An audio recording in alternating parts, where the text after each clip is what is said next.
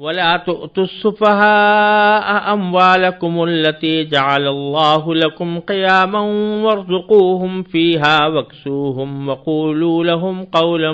مَّعْرُوفًا وَابْتَلُوا الْيَتَامَىٰ حَتَّىٰ إِذَا بَلَغُوا النِّكَاحَ فَإِنْ آنَسْتُم مِّنْهُمْ رُشْدًا فَادْفَعُوا إِلَيْهِمْ أَمْوَالَهُمْ ولا تأكلوها إسرافا وبدارا أن يكبروا ومن كان غنيا فليستعفف ومن كان فقيرا فليأكل بالمعروف فإذا دفعتم إليهم أموالهم فأشهدوا عليهم وكفى بالله حسيبا۔ اور ناسمجھ لوگوں کو اپنے وہ مال حوالے نہ کرو جن کو اللہ نے تمہارے لیے زندگی کا سرمایہ بنایا ہے۔ ہاں، ان کو ان اموال میں سے کھلاؤ اور پہناؤ اور ان سے مناسب انداز میں بات کر لو،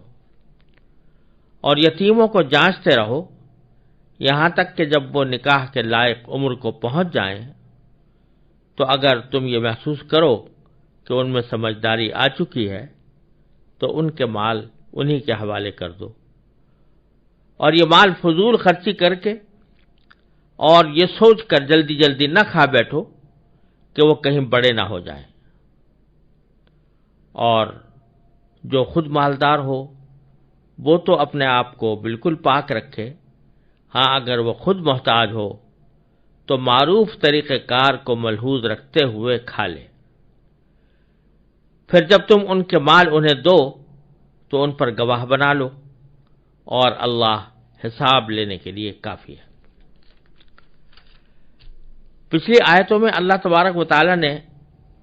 یتیم بچوں کے سرپرستوں کو یہ تاکید فرمائی تھی کہ ان کے جو مال ان کے پاس ہیں، یتیموں کے جو مال ان کے پاس ہیں، وہ انہی کو دے دو۔ لیکن اس آیت کریمہ میں تھوڑی اس کی تفصیل بیان فرمائی گئی ہے کہ یتیم بچوں کو اس وقت دینا چاہیے جبکہ ان کے اندر مال کو محفوظ رکھنے کی اور اس سے فائدہ اٹھانے کی صحیح سمجھ پیدا ہو گئی ہو، اور جب تک سمجھ نہ پیدا ہو تو چاہے وہ بالغ ہی کیوں نہ ہو گئے ہوں، لیکن اگر پیسوں کو محفوظ رکھنے کی اور ان سے صحیح فائدہ اٹھانے کی اور بیع و شراء کرنے کی، خرید و فروخت کرنے کی سمجھ ان کے اندر پیدا نہیں ہوئی ہے تو پھر اس صورت میں تم مال ان کو نہ دو، ابھی اپنے پاس رکھو، اور ان کے جو کچھ اخراجات ہیں کھانے پینے پہننے کے وہ انہی کے مال میں سے ادا کرتے رہو، اور اس کے بعد پھر جب وہ بالغ ہو جائیں اور بالغ ہونے کے بعد بھی صرف سمجھ ان میں پیدا ہو جائے تو اس کے بعد ان کو حوالے کرو، اور حوالے کرتے وقت گواہ بھی بنا لو کسی کو کہ ہم نے آج فلاں تاریخ کو یہ مال ان کے حوالے کر دیا۔ یہ خلاصہ ہے ان آیات کریمہ کا۔ تو سب سے پہلے تو یہ حکم دیا گیا ہے کہ ناسمجھ لوگوں کو مال نہ دو، لا تؤتوا السفہاء اموالکم۔ اگرچہ سیاق تو اس بات ہی کا چل رہا ہے کہ یتیموں کو مال دینے کا، لیکن قرآن کریم نے الفاظ عام استعمال فرمائے ہیں کہ جو لوگ ابھی تک سمجھدار نہیں ہیں ان کو مال حوالے نہیں کرنا چاہیے۔ اس میں یتیمیں بھی داخل ہے، اور پیچھے عورتوں کا بھی ذکر آیا تھا کہ ان کے مہر ان کو دے دو، تو اس بعد مفسرین نے فرمایا کہ اس میں یہ بات بھی داخل ہے کہ مہر دینا ویسے تو شوہر کے ذمہ فرض ہے، لیکن اگر یہ خیال ہے کہ بیوی میں ابھی اتنی سمجھ نہیں ہے کہ وہ اس مہر کی رقم سے صحیح فائدہ اٹھا سکے، اس کو صحیح محفوظ رکھ سکے، تو اس صورت میں اس کو ابھی نہیں دینا چاہیے، اور اپنے پاس رکھ کر اس کے اخراجات میں استعمال کرنا چاہیے۔ جو مرد کے ذمہ فرض نہیں ہے جو اخراجات، وہ اس سے ادا کرے، اور آخر میں جا کر جب سمجھدار ہو جائے تو پھر اس کو دے۔ پھر اس میں ایک لفظ قرآن کریم نے اموال کے لیے استعمال فرمایا کہ اموالکم التی جعل اللہ لکم قیاما، یعنی وہ مال حوالے نہ کرو جن کو اللہ نے تمہارے لیے زندگی کا سرمایہ بنایا ہے۔ اس میں اللہ تبارک و تعالی نے یہ تنبیہ فرمائی ہے کہ جو کچھ مال بھی ہے تمہارے پاس وہ اللہ تبارک و تعالیٰ کا دیا ہوا ہے، ایک نعمت ہے، اس کی نہ ناقدری کرنی چاہیے، نہ اس کو ضائع کرنے کا کوئی طریقہ اختیار کرنا چاہیے۔ اس کی حفاظت بھی ایک انسان کے ذمہ فرض ہے۔ چنانچہ جن حضرات نے شریعت کے مقاصد پر کتابیں لکھی ہیں تو انہوں نے فرمایا کہ شریعت کے بہت سارے بنیادی مقاصد میں ایک بات یہ بھی ہے کہ انسان اپنی جان کی بھی حفاظت کرے، اپنے مال کی بھی حفاظت کرے۔ یہاں تک کہ رسول کریم صلی اللہ علیہ وسلم کا یہ ارشاد حدیث میں منقول ہے کہ اگر کوئی شخص اپنے مال کی حفاظت کرتے ہوئے مارا جائے تو وہ بھی شہید ہے۔ تو آدمی کو اپنے مال کی دفاع کے لیے اگر لڑنا بھی پڑے تو لڑنے کی اجازت ہے، اور اس میں اگر مر بھی جائے تو وہ شہید ہے۔ تو یہ اس وقت ہے جبکہ مال کو آدمی صحیح طور پر رکھ رہا ہے اور اس کو صحیح طور پر استعمال کر رہا ہے، ناجائز طریقے سے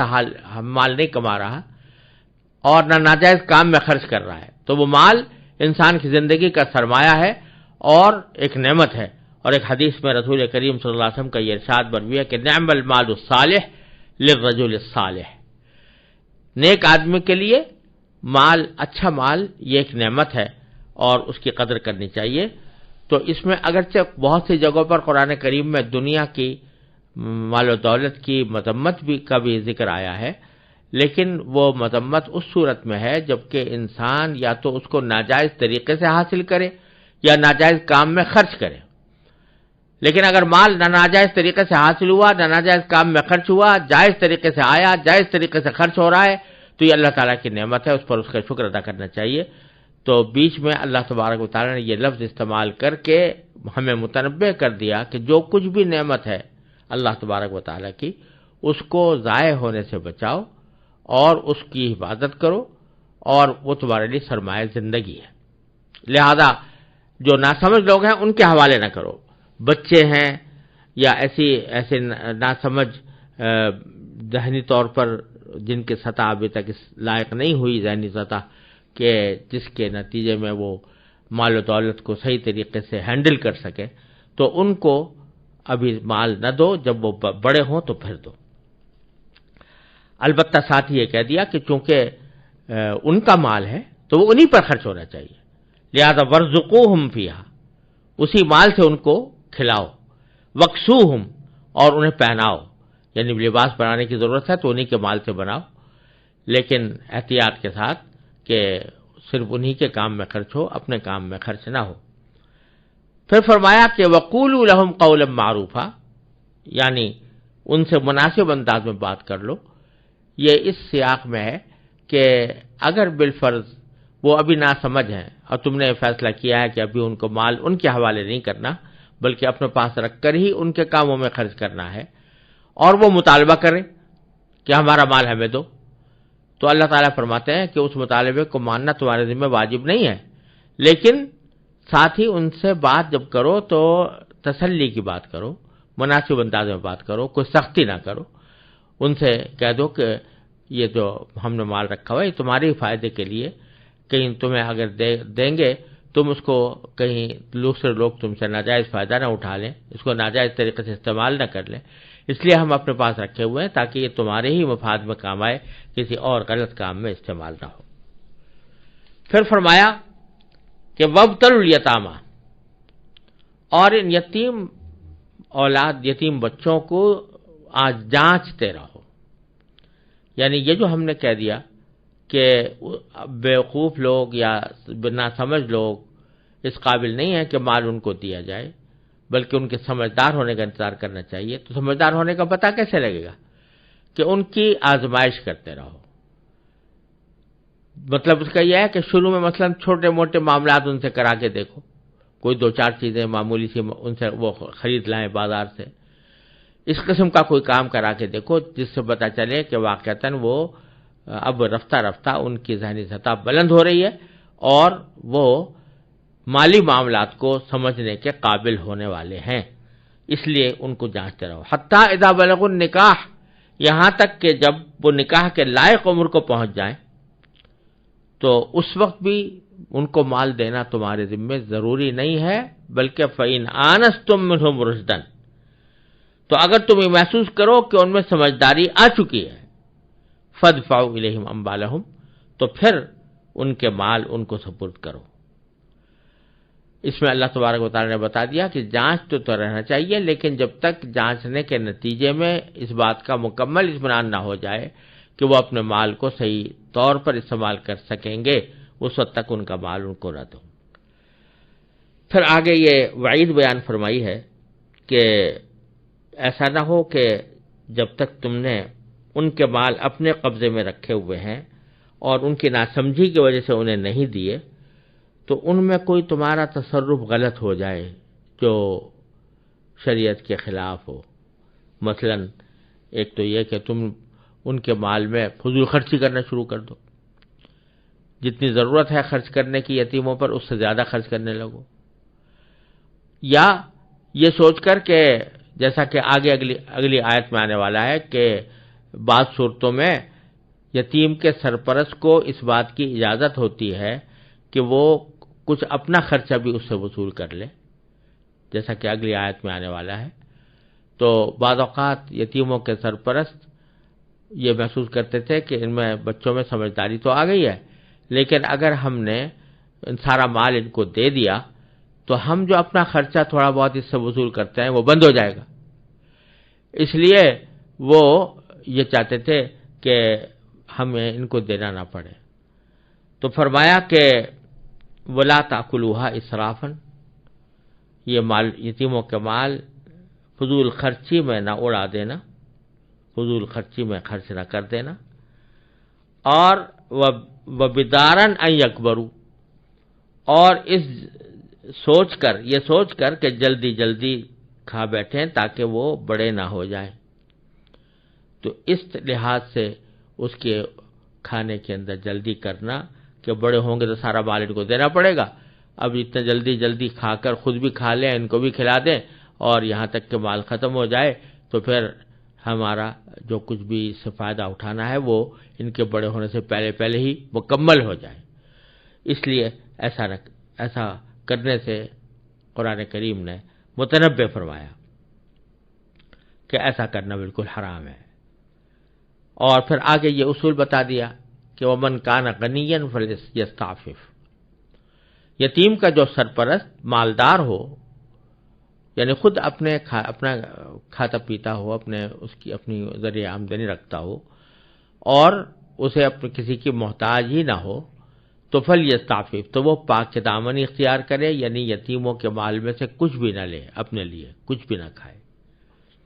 وَمَنْ كَانَ فَقِيرًا، ہاں اگر یتیم کا سرپرست خود فقیر ہے، اس کے بعد اپنے کو کھانے پینے کو کچھ نہیں ہے، تو فَلْيَأْكُلْ بِالْمَعْرُوفِ، تو پھر اس کے حق ہے کہ یتیم کے مال میں سے عرف کے مطابق، رواج کے مطابق کچھ کھا لے۔ یعنی مطلب یہ کہ اگر وہ اپنے سارے اوقات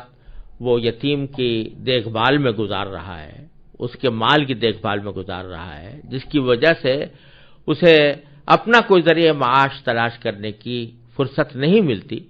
تو اس صورت میں اس کو اجازت دی کہ یتیم کے مال میں سے اگر وہ بہت زیادہ ہے تو یتیم کے مال میں سے کچھ اپنا حصہ بھی لگا لے تاکہ اس کی خدمت کا معاوضہ ہو جائے۔ لیکن یہ اس وقت ہے جبکہ وہ مالدار نہ ہو، خود فقیر ہو، تو اس صورت میں وہ کھا سکتا ہے۔ اب یہ کہ فیصلہ کرنا پڑے گا کہ واقعتاً میں اس کا حقدار ہوں یا نہیں، اور اگر حقدار ہوں تو کتنا حقدار ہوں۔ تو یہ فیصلہ کرتے ہوئے سوائے اللہ تبارک و تعالیٰ کے ڈر کے، اس کے خوف کے، اس کے سامنے جواب دہی کے احساس کے کوئی اور چیز نہیں ہے جو انسان کو حد پر قائم رکھ سکے۔ لہذا اللہ تعالیٰ نے آخر میں یہ فرمایا ہے کہ وَكَفَىٰ بِاللَّهِ حَسِيبًا، یاد رکھو کہ حساب لینے کے لیے اللہ تعالیٰ کافی ہے۔ جب اللہ تعالیٰ کے پاس پہنچو گے تو حساب دینا پڑے گا کہ یتیموں کے مال میں سے کتنا تم نے ان پر خرچ کیا، کتنا اپنے اوپر خرچ کیا، اور اپنے اوپر خرچ کرنے کا کوئی جواز تھا یا نہیں تھا۔ پھر اللہ تبارک و تعالیٰ نے ایک اصول یہ بھی بتا دیا کہ جب وَإِذَا دَفَعْتُمْ إِلَيْهِمْ أَمْوَالَهُمْ، جب ان بچوں میں سمجھ پیدا ہو گئی اور اس کے نتیجے میں تم نے ان کے مال ان کے حوالے کیے تو فاشہدوا علیہم، تو گواہ بنا لیا کرو، تاکہ یہ معلوم ہو کہ واقعتاً ان کا حق ان کو پہنچا دیا گیا۔ یہاں یہ بہت بڑا عظیم سبق دیا جا رہا ہے کہ چاہے معاملات اپنے قریبی عزیزوں کے ساتھ ہوں، رشتہ داروں کے ساتھ ہوں، لیکن معاملات معاملے کی طرح واضح اور صاف ہونے چاہیے، اور ایسے ہونے چاہیے کہ خدا نہ کرے کل اگر کوئی تنازع کھڑا ہو تو اس کے حقیقت کا ثبوت فراہم کیا جا سکے۔ اسی لیے قرآن کریم میں یہ فرمایا گیا ہے کہ جب تم کسی سے لین دین ادھار کا معاملہ کرو تو لکھ لیا کرو، اور یہاں پہ یہ فرمایا کہ جب یتیموں کا مال دو تو گواہ بنا لو، تاکہ فرض کرو اگر کوئی جھگڑا کھڑا ہو گیا آئندہ کہ واقعتاً یتیموں کا مال پورا دیا گیا ہے یا نہیں دیا گیا، اور کوئی دعویٰ کرنے لگے کہ کلی طور پر تم نے کھا لیا ہے، یا دعویٰ کرنے لگے کہ جزوی طور پر تم ہڑپ کر گئے ہو، تو کم از کم تمہارے پاس ایک ثبوت موجود ہو جس کے نتیجے میں تم ثابت کر سکو کہ یتیموں کو ان کا مال ان کے حوالے کر دیا گیا۔ اور یہاں سبق یہ دیا جا رہا ہے کہ معاملات چاہے بہن بھائیوں کے درمیان ہو، باپ بیٹوں کے درمیان ہو، دوست عزیز کے درمیان ہو، لیکن معاملات معاملے کی طرح ہونے چاہیے، ہر چیز واضح اور صاف ہونی چاہیے۔ اگر کوئی معاملہ کیا جا رہا ہے تو لکھت پڑھت کے ساتھ ہو، گواہ بنا کر ہو، تو لین دین کے معاملات اس طریقے سے انجام دینے چاہیے۔ آج کل ہمارے یہاں معاشرے میں یہ ایک غلطی چھائی ہوئی ہے کہ لوگ رشتہ داری کے خلاف سمجھتے ہیں معاملے کی طرح انجام دینے کو۔ یعنی اگر فرض کرو باپ بیٹے کے درمیان کوئی لین دین ہو رہا ہے اور اس میں کوئی لکھنے کا مطالبہ کرے تو اس کو مطعون سمجھا جاتا ہے، معیوب سمجھا جاتا ہے، اور اگر گواہی کا معاملہ آ جائے تو اور بھی زیادہ برا سمجھا جائے گا۔ لیکن کل کو جب میراث تقسیم کرنے کے بعد باپ کے ترکے کی تقسیم کا مسئلہ آتا ہے تو اس وقت میں جھگڑے کھڑے ہوتے ہیں کہ جو لین دین ہوا تھا وہ آیا قرض تھا یا ہبہ تھا یا کیا چیز تھی، اور اس کے نتیجے میں پھر لڑائی جھگڑے ہو کر خاندانوں کے اندر پھوٹ پڑتی ہے۔ تو اللہ تبارک و تعالیٰ نے اس آیت کریمہ میں ہمیں یہ متوجہ فرما دیا ہے کہ جب بھی کوئی معاملے کی بات ہو تو اس کو معاملے ہی کی طرح انجام دینی چاہیے۔ اور ایک مقولہ مشہور ہے کہ تعاشروا کالاخوان وتعاملوا کالاجانب، آپس میں رہو تو بھائیوں کی طرح، لیکن معاملات اجنبیوں کی طرح کرو۔ کوئی لین دین کا معاملہ ہو تو بالکل اس طرح کرو جیسے کہ